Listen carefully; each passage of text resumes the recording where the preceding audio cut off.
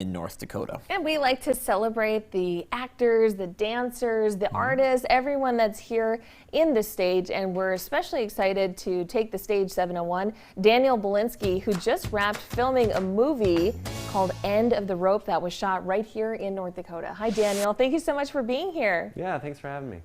So you just got done filming End of the Rope. So I'm sure you've been asked this many times already, but how did it go? How was it? It went really well. Yeah, I think whenever I get to the end of filming something, it always feels like a miracle that we get to the end. There's just so many things that can go wrong. But for this production, no, things went very smooth. We filmed for a month in 2 cities. We had more than 100 people in our cast. We had 40 people in our crew. We built a main street, an old Schaefer, North Dakota of 1931.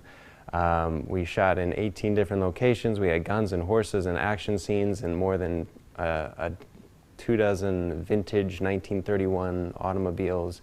We had a sound stage you're seeing in the picture there. It was just a massive undertaking, but we had such a great team of people, and I really feel confident that we're going to have a really beautiful movie. So there's such a large production. You saw all those sets that need to be built, all the people involved, all the organization. Dan, I really don't know how you do it. But tell me, as a filmmaker, and you've done this many times now, do you feel like you're reinventing the wheel ever when you're on set? Are you still learning? What goes through your head as the director? As producer. A producer, actually. pardon, No producer. problem. Yeah. Well, I mean, I learned so much with each production that I've done. This was the biggest production that I've ever undertaken, but I mean, I had a tremendous team of people working with me. DNN Cinematics is a local production company here in town. They're such a key part of this process. But yeah, it's just about surrounding yourself with really good people and making the dream come to life. We understand you had a very ambitious day of shooting. Is that what we're looking at right there? Yeah, I'm glad I didn't tell you that. It was the day I wanted to talk about. But yeah, that was the day that we burned a building down. Yeah, I can see where that's ambitious. Yeah, so we had there's this important scene just at the beginning of the movie where Charles Bannon, so historically he was implicated before the lynching happened. He was implicated in burning a building down. This was several years before the events of our actual story. And 3 children died, and so we recreated that for the movie. We found an old granary, and our art department built a bonfire inside of the granary, which is probably 100 years old. So they got all the scrap wood that they could find. And then we had the fire department there. We started filming it at 10 p.m., you know, when the sun went down. Stunt coordinator was there. They sprinkled gasoline and diesel in the building, and then they lit a match, and poof.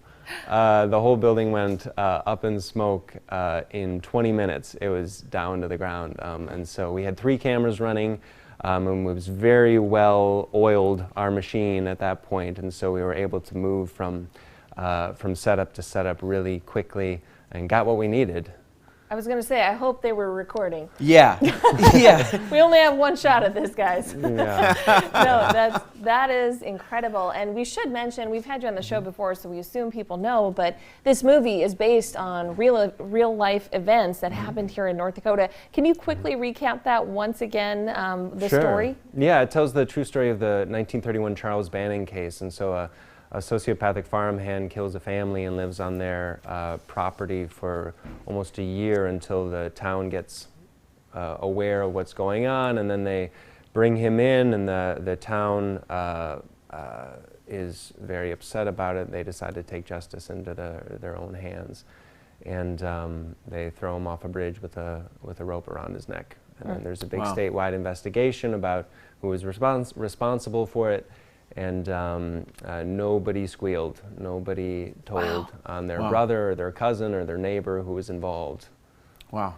And Daniel, we have just a couple seconds left here, but can you tell us what's next for you with this Voices of Dakota Prairie? Sure. So that's an original North Dakota theater play that I developed with my students at the University of Mary. It tells the true story of the first homesteaders in Dakota Territory who came here in the late 1800s.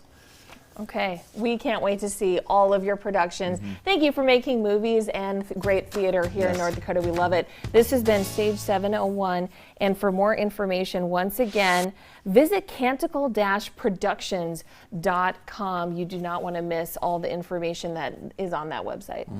And still to come on